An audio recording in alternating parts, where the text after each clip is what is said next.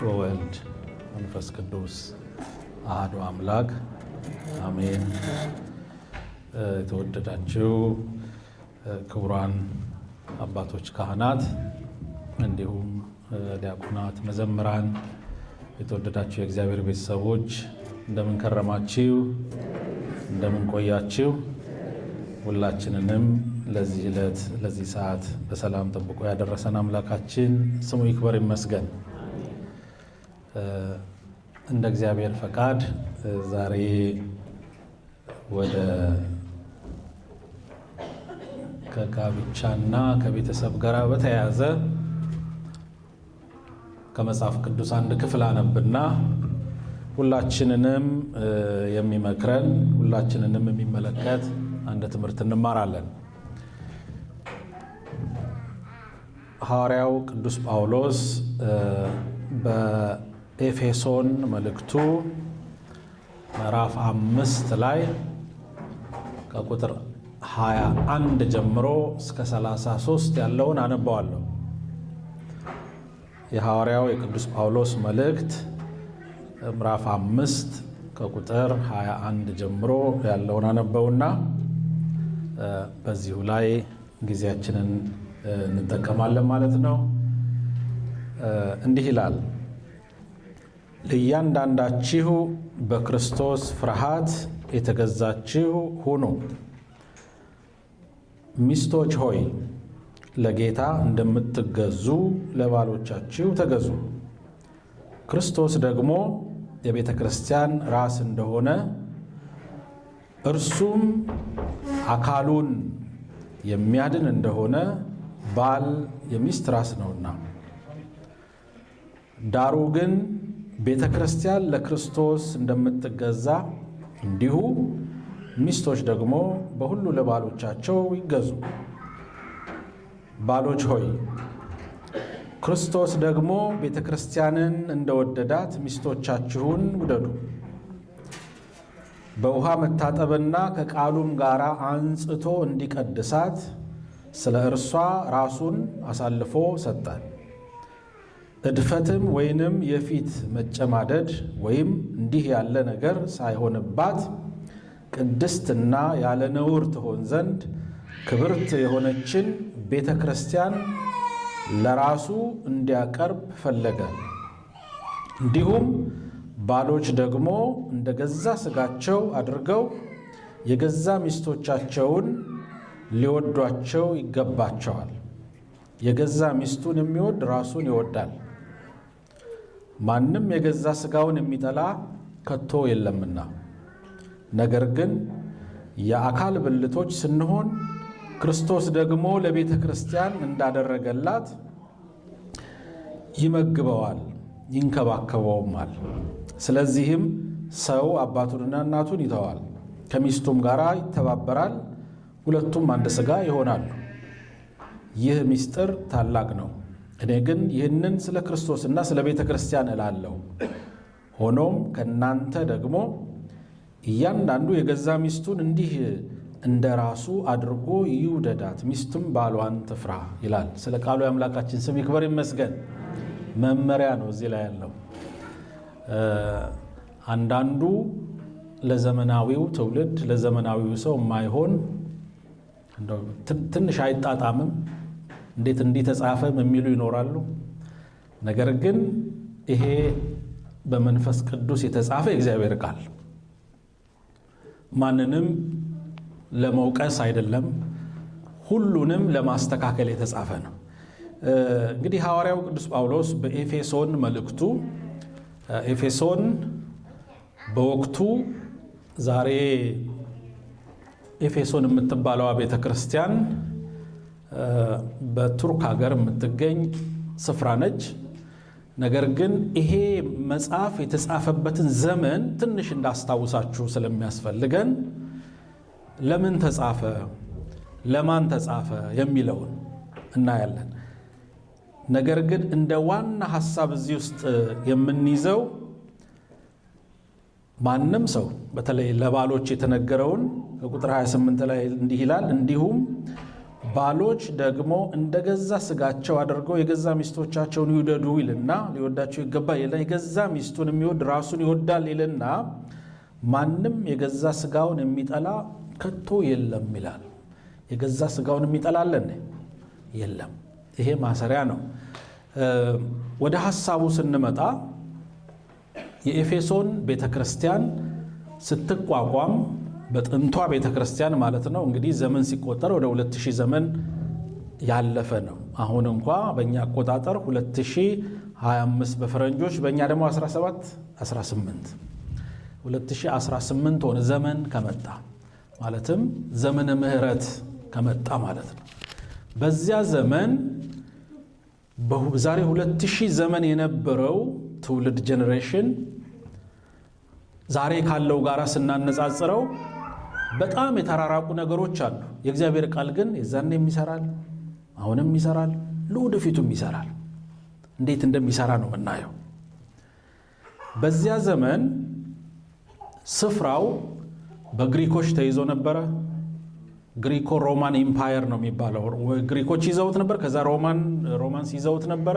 የነሱ ኢምፓየር ነው ቦታውን ተቆጣጥረውት ያሉት ማለት ነው። ክርስትና የመጣው የዛን ጊዜ ነው። ክርስትና ጌታችን ኢየሱስ ክርስቶስ ተወልዶ ከ33 ዘመን በኋላ እሱ ከሞተ ከተነሳ ካረገ በኋላ ሐዋርያት አገልግሎት ሲጀምሩ የተለያየ ስፍራ ላይ ሁለት አድርጎ ልኳቸው ክርስትና እያደገ እየሰፋ እየበዛ ሄዷል። እግዚአብሔር በሚያውቀው ማለት ነው። ክርስትና ሲበዛ ግን በብዙ መከራ ውስጥ ነው ክርስትና ይበዛ የነበረው። በሰማዕትነት ያለፉትን እነ ቅዱስ ጊዮርጊስን እንደነ ቅድስት አርሴማን በዘመኑ የነበሩትን ስናስብ ለክርስትና የተከፈሉ ዋጋዎች ናቸው። ክርስትና ከቤተ መንግስት አልመጣም፣ ከታች ወደ ላይ ነው ሄደው። ብዙ መስዋዕትነት ነበር የሚያስከፍለው። ከላይ ወደ ታች አዋጅ ሲታወጅ ብዙ ላይ ከብድ ይችላል። ከታች ወደ ላይ ሲሄድ ግን በጣም ይከብዳል። ክርስትና ወንጀል የሆነበትም ዘመን ስለነበረ፣ ስለዚህም የእግዚአብሔርን ቃል ከማስተማር አንጻር ቅዱሳን ሐዋርያት የሰውን ሕይወት እያጸኑ ይሄዱ ነበረ። ለኤፌሶን የተላከ መልእክት 6 ምዕራፍ ነው ያለው። የኤፌሶን የተላከው መልእክት በሙሉ ሰዎች አዲሱን ሕይወት እንዴት እንደሚለማመዱ የሚገልጹ ሐሳቦች ናቸው በብዛት ያሉት። ክርስትና አዲስ ነው። ክርስትና ሰው ሲጀምረው ዛሬም ቢሆን አዲስ ነው። ክርስትና ሁሌ አዲስ ነው ስንጀምረው። ምክንያቱም ቃሉ ሁል ጊዜ አዲስ ነው ለኛ ሲለውጠን ስለሚኖር፣ ውስጣችንን ሲመረምረው ስለሚኖር ክርስትና።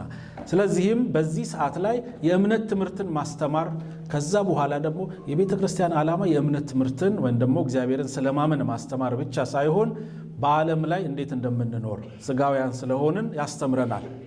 በዓለም ላይ ስንኖር እግዚአብሔርን አክብረን እንድንኖር፣ ያገባ በትዳሩ በኑሮ እግዚአብሔርን አክብሮ እንዲኖር፣ እንደገናም ደግሞ ነጋዴው በንግዱ፣ የመንግስት መሪዎች ባሉበት ቦታ ታማኝ ሆነው ሁሉም እንዲኖሩ እግዚአብሔር በቃሉ ያስተምረናል። ስለዚህ እዚህ ላይ ቅዱስ ጳውሎስ መመሪያ የሰጠው አንደኛ ለባል እና ለሚስት፣ ከዚያም ቀጥሎ ባልና ሚስት ብቻ አይደለም፣ ለልጆችና ለቤተሰብ፣ ልጆችና ቤተሰብ እንዴት መኖር እንዳለባቸው፣ ከዚያ በኋላ ደግሞ ለባሪያና ለጌታ ይላል። ሰዎች በሙሉ አብረው ሲኖሩ እንዴት መኖር እንዳለባቸው በደንብ አድርጎ እዚህ ላይ ምዕራፍ 5 እና 6ን ስናይ እናገኛለን። ታዲያ በዚያን ጊዜ ስለ ጋብቻና ከጋብቻ ጋር የተያያዙ ነገሮችን ስንመጣ በሮማውያን ጊዜ አንድ ሰው በተለይ ጋብቻ ሲባል ልጅ ለመውለድ ብቻ ነው ተብሎ የሚታሰብ ነበር፣ እንደ ሕግ ማለት ነው። በጣም ሴቶችን የሚጨቁን፣ ሴቶችን ካሉበት ተፈጥሮ ትንሽ ዝቅ የሚያደርግ ነው የነበረው ሕግ። ከምንም አይቆጥሯቸው። አንድ ሰው ሚስቴ አጥፍታለች ካለ እስከ መግደል ድረስ ይችላል፣ መብት አለው ባል ማለት ነው በዚያ ሰዓት ላይ። ይሄ የሮማውያን ሕግ ነው፣ በጊዜው የነበረ ሕግ ነው።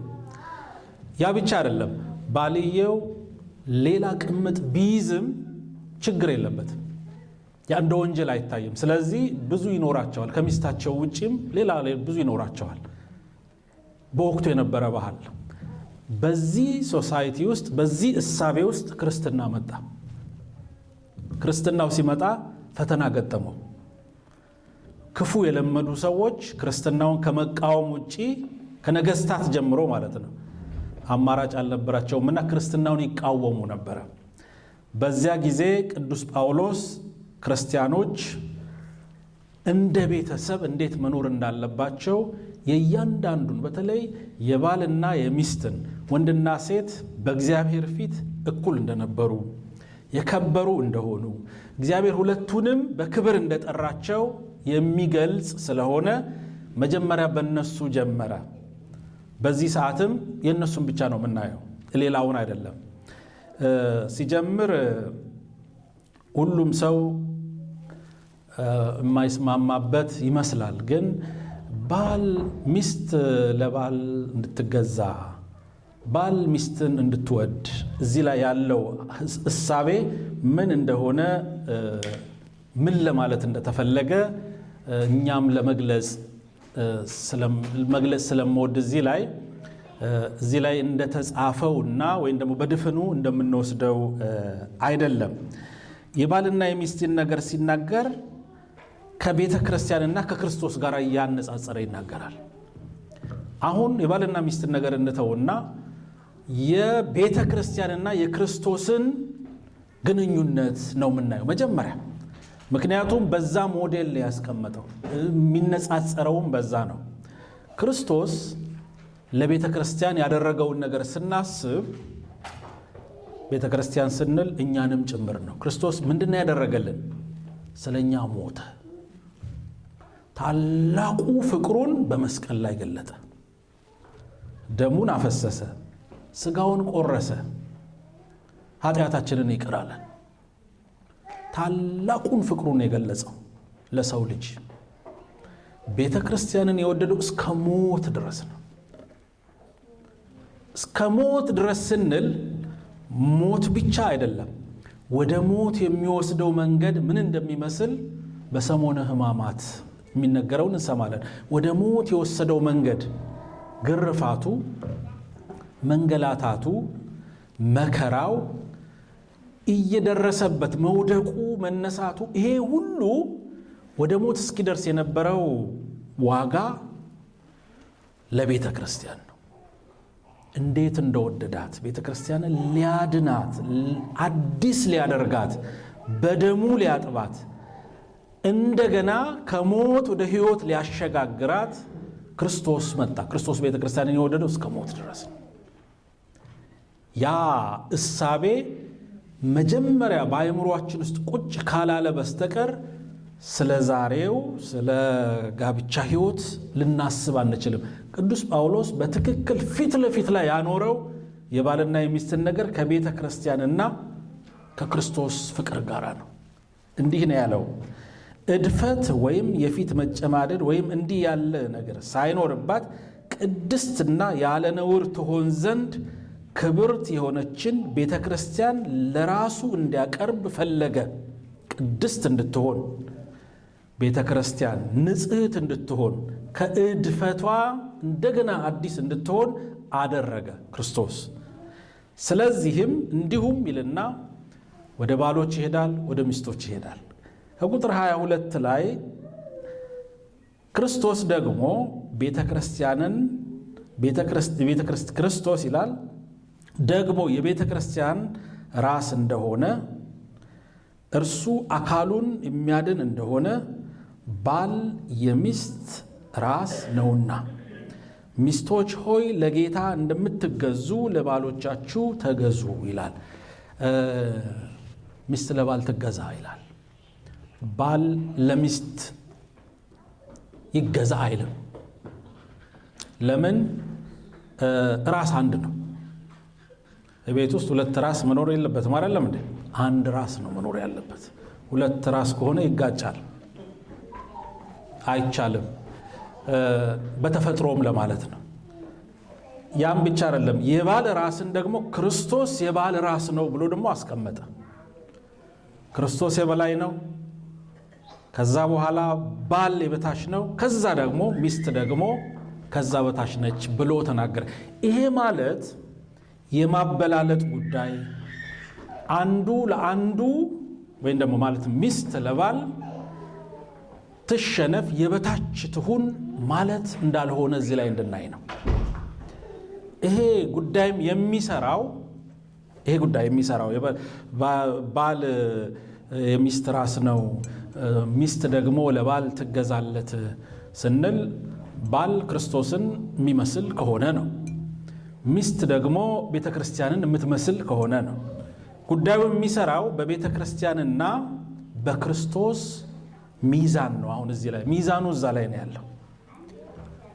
ያ ሰው ባል በዛ መልኩ ነው ሊገኝ የሚገባው፣ እንደ ክርስቶስን መስሎ ክርስቶስ እንደሞተ፣ ይሄም ደግሞ ባልም ለመሞት ነው ዝግጁ ይውደዳት ሲል ፍቅሩ በጣም ጥልቅ መሆኑን ነው እዚህ ላይ የሚያሳየን።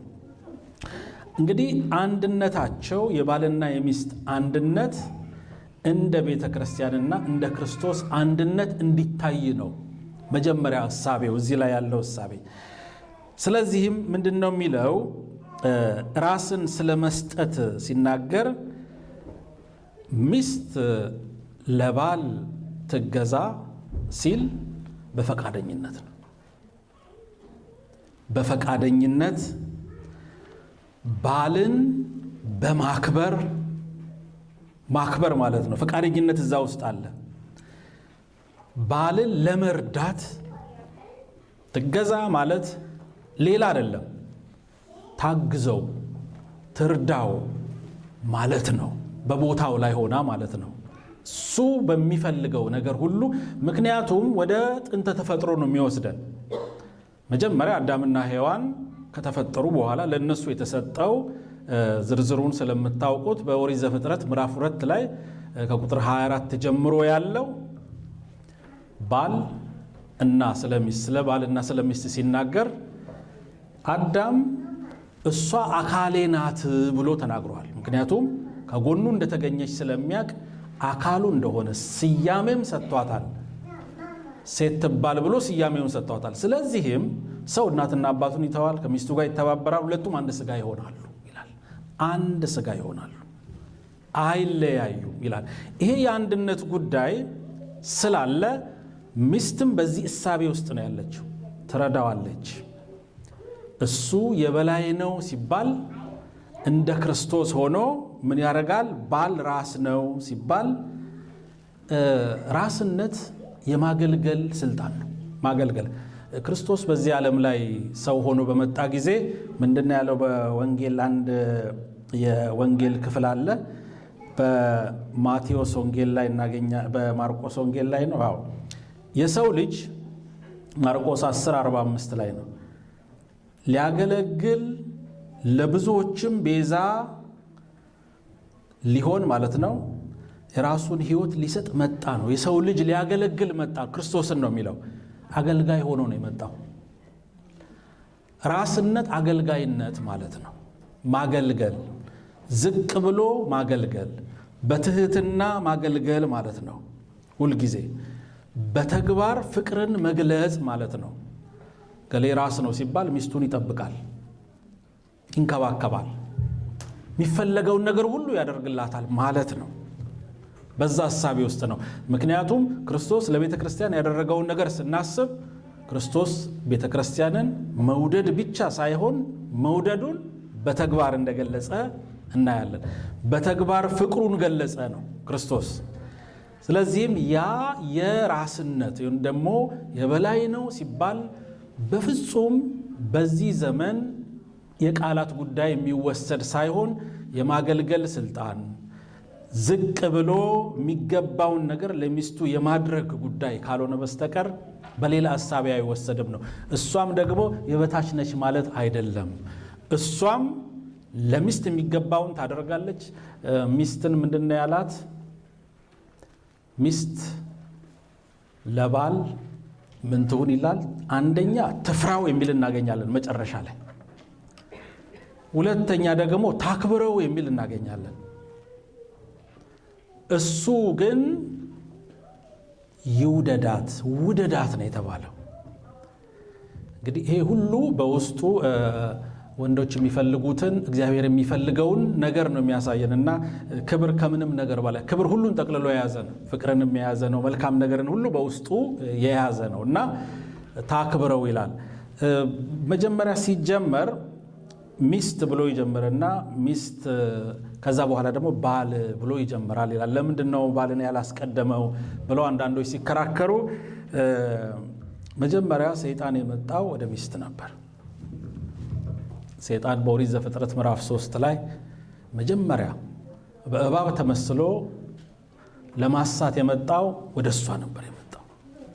ከዚያ በኋላ እሷ ጋር የመጣው ለሱም ተርፏል። ሔዋንንም እንዲህ አላት፣ ንግሥተ ሰማይ ወምድር ብሎ በሚያቆላምጥ ቃል ተናግሮ ያልታዘዘውን መብላት የሌለባቸውን ነገር ይሄን ብትበሉ እንደ እግዚአብሔር ትሆናላችሁ፣ እንደሱ ትሆናላችሁ፣ ለዚህን የከለከላችሁ ሲባል ልቧን ለውጧታል። በዛ ሰዓት ላይ አስቀድሞ ማለት ነው። ስለዚህ ትእዛዝ አስቀድሞ ሴቶች ላይ ጠበቅ ያለ ምናልባት እንግዲህ ሰው ተፈጥሮ ይለያይ የለም።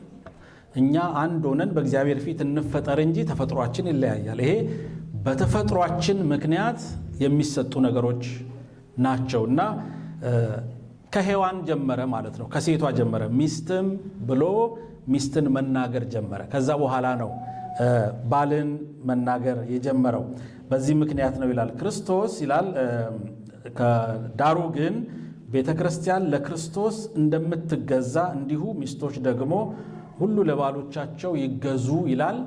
አሁን እንዳልኩት ነው። መገዛትን በሌላ መልኩ አናየውም እዚህ ላይ ማለት ነው። አንደኛ መገዛት ስንል ባልን ማክበርና ፈቃዱን ማድረግ ነው እንጂ የበታችነትን አያሳይም ነው ቅዱስ ጳውሎስ በወቅቱ ያስተማረው። ምክንያቱም በዚያ ሰዓት በዚያ ዘመን ላይ ሚስቶች የነበራቸው እሳቤ ለሚስቶች የነበረው እሳቤ በጣም የተለየ ነው የነበረው በሮማውያን ዘንድ የነበረው እሳቤ። ያንን በክርስትናው እሳቤ ለመለወጥ ወይም ደግሞ አዲስ ትእዛዝ ሊሰጣቸው ያደረገ ነው። ስለዚህ የሚስት እንደዛ ሲል ባሎች ደግሞ ክርስቶስ ቤተክርስቲያንን እንደወደደ ሚስቶቻችሁን ውደዱ ይልና ሁልጊዜ በውሃ መታጠብ ከቃሉ ጋር አንጽቶ እንዲቀድሳት ስለ እርሷ ራሱን አሳልፎ ሰጠ። ራስን አሳልፎ ስለ መስጠት ነው ለወንድ የተነገረው። ክርስቶስ ራሱ አሳልፎ እንደሰጠ እንዲሁ ደግሞ ባል ለሚስት ራሱን አሳልፎ እስከ መስጠት ድረስ ያለውን ፍቅር እንዲወድ ይላል። ስለዚህም ማንም ይውደዳት ሲል ማንም የገዛ ስጋውን የሚጠላ ከቶ የለም። ማንም የገዛ ስጋውን የማይወድ ከሆነ ራሱን አይወድም ማለት ነው። ስለዚህ መውደድ ስንል እንዴት አድርጎ አንድ አደረጋቸው? ሁለቱም አይለያዩ። ይውደዳት ስንል ራሱን ከሚወደው በላይ አድርጎ ይውደዳት ነው። ያ ደግሞ በተግባር የሚገለጥ ፍቅር ነው። ያ በተግባር የሚገለጠውን ፍቅር ያሳይ ብሎ ቅዱስ ጳውሎስ ይህንን ነው የተናገረው። ይህንን 3 የመጽሐፍ ቅዱስ ክፍሎችን አንድ ሆነው እንዳሉ እናያለን። ቅድም አንደኛ የጠቀስኩት በኦሪት ዘፍጥረት ምዕራፍ 2 ከቁጥር 24 ላይ ሰው እናትና አባቱን ይተውና ከሚስቱ ጋር ይተባበራል፣ ሁለቱም አንድ ስጋ ይሆናሉ የሚል ቃል እናገኛለን። የሰማችሁ ነው። እንቅልፍ እንዳይዛችሁ እዚህ ላይ ነው ነገር ያለው። ከዚያ በኋላ እንደዚህ ከተባሉ በኋላ ውድቀት መጣ። ሁለቱ ወደቁ፣ ኃጢአት ሰሩ፣ ወደቁ። ታሪኩን እናውቀዋለን። አዳምና ሔዋን ከወደቁ በኋላ የጋብቻ ስርዓት ተበለሻሸ። እግዚአብሔር የተናገረው አዳምን ለሔዋን ፈጥሮ ሁለቱ ወንድና ሴት አድርጎ ከፈጠራቸው በኋላ አንድ ስጋ ይሆናሉ ብሎ ከተናገረ ሁሉን ነገር ስርዓት ካጸና በኋላ ነው ሰው የወደቀው። ሰው ሲወድቅ ግን ከዛ በኋላ አልቆየም እኮ አዳምና ሔዋን ሲተማሙ ብዙ አልቆየም።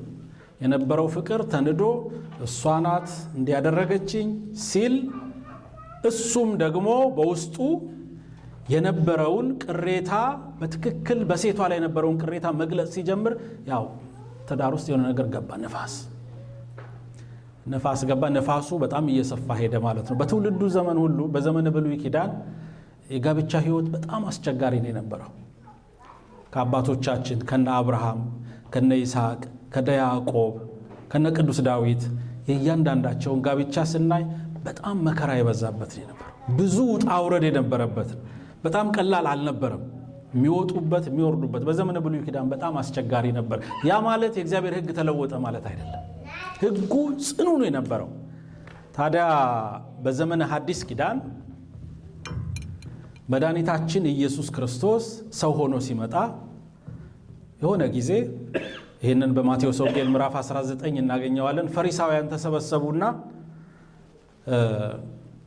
ስለ ባልና ሚስት ጉዳይ ጠየቁ። ስለ ባልና ሚስት የባልና ሚስትን ነገር ሲጠይቁ ሰው ሁሉ እንደፈለገ የሚኖር ስለሚመስላቸው እነሱ ሰው ወይም ደግሞ በዘመነ ብሉይ ኪዳን የነበረውን እሳቤ ይዘው ያልተለወጠ ሰው በተለይ ለጋብቻ ያለው እሳቤ በጣም አናሳ ስለነበረ ጥያቄ በጠየቁት ጊዜ የመለሰላቸው መልስ ምንድነው? ከጥንት እንዲህ አልነበረም።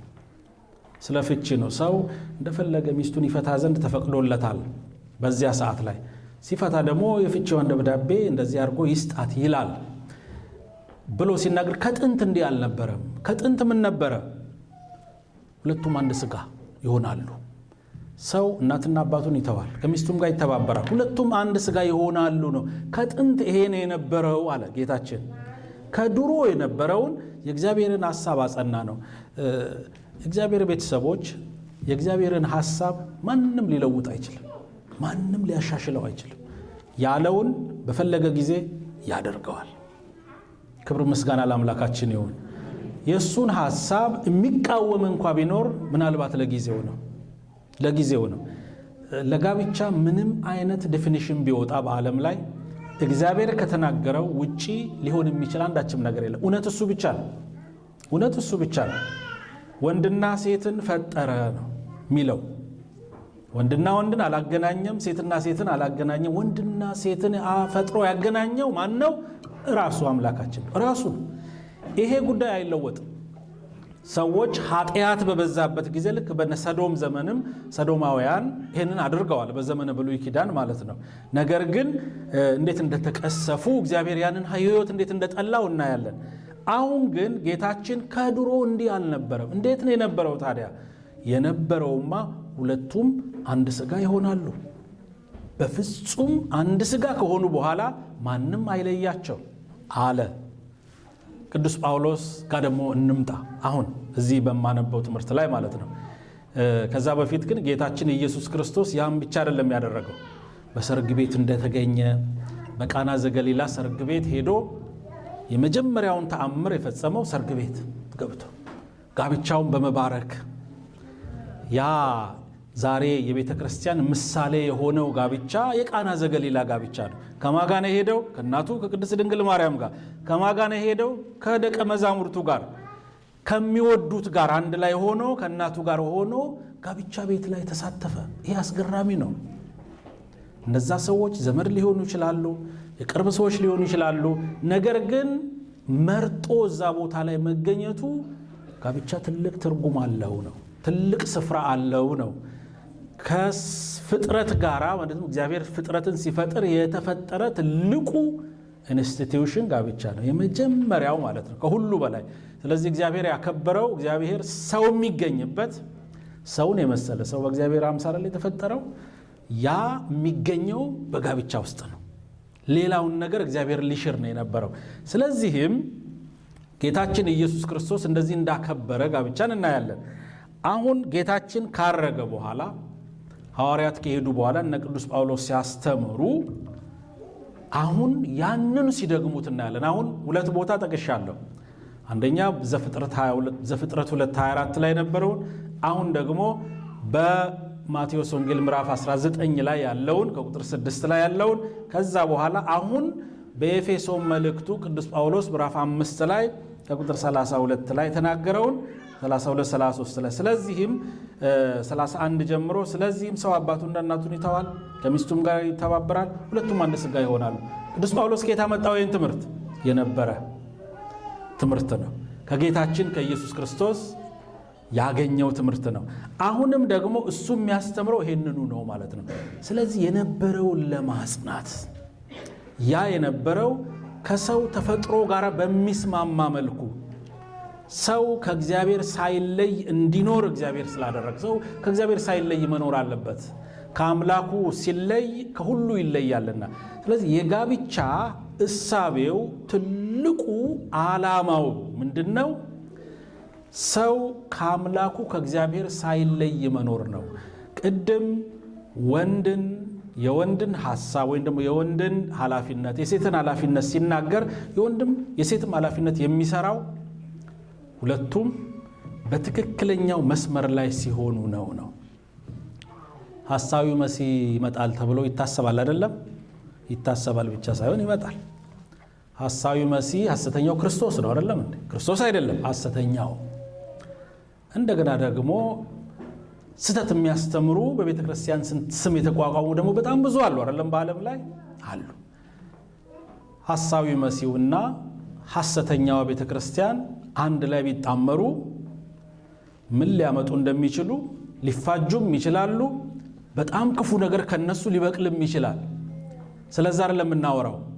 አሁን ስለ እውነተኛው ስለ ክርስቶስና ስለ እውነተኛዋ ስለ ቤተ ክርስቲያን ጥምረት አንድነት ነው። ጋብቻ የዛ ምሳሌ ነው። በጣም ውስጡ ጥልቅ የሆነ ታላቅ ሚስጥር ብሎ መጨረሻ ላይ ሲገልጠው ታላቅ ሚስጥር በውስጡ እኛ ዛሬ ሚስጥረ ተክሊል ሚስጥረ የጋብቻን በሚስጥርነት ቤተ ክርስቲያን ታስተምራለችና ሚስጥር ነው። ሚስጥርነቱ የእግዚአብሔር ጸጋ የሚያድርባቸው ሁል ጊዜ ከአምላካቸው ከእግዚአብሔር ጋር ሳይለዩ እንዲኖሩ የእግዚአብሔርን ኃይል የሚቀበሉበት ጋብቻ ጥምረት ስለሆነ ቤተ ክርስቲያን ሁል ጊዜ ጋብቻን ተባርካለች።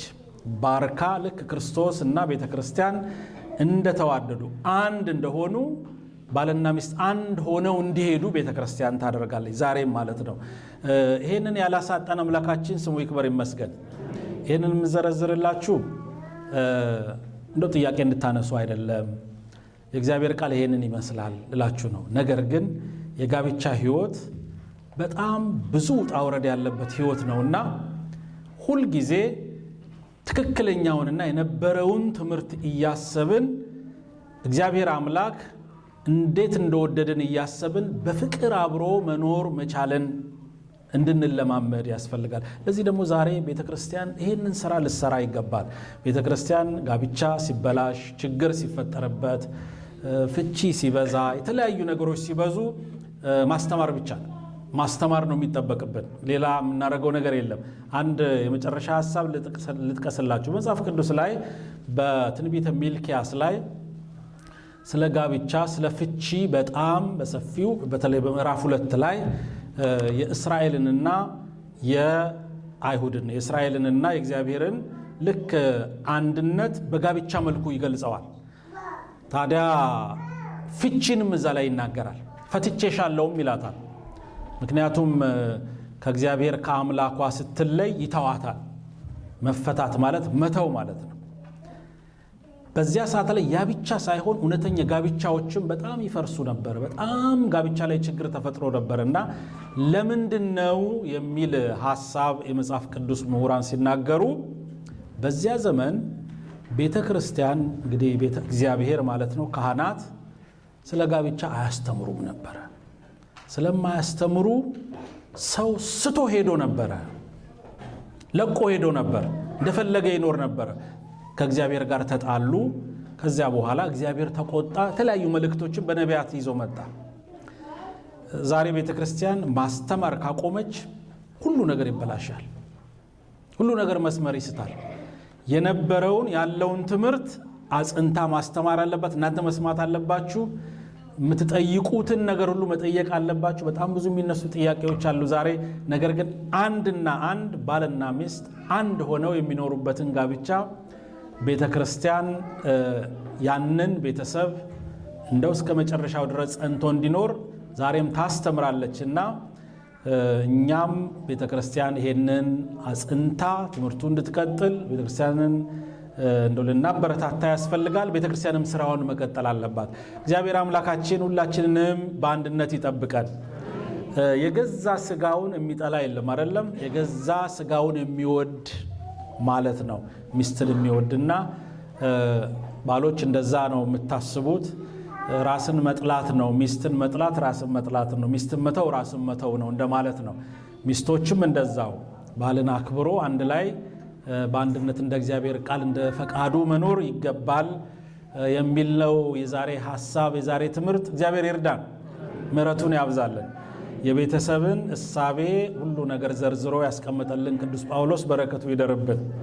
እግዚአብሔር ከሁላችንም ጋር ይሁን። ትምህርቱ እዚህ ላይ ይበቃናል። ያስተማረን የገሰጸን የባረከን አምላካችን ስሙ ይክበር ይመስገን።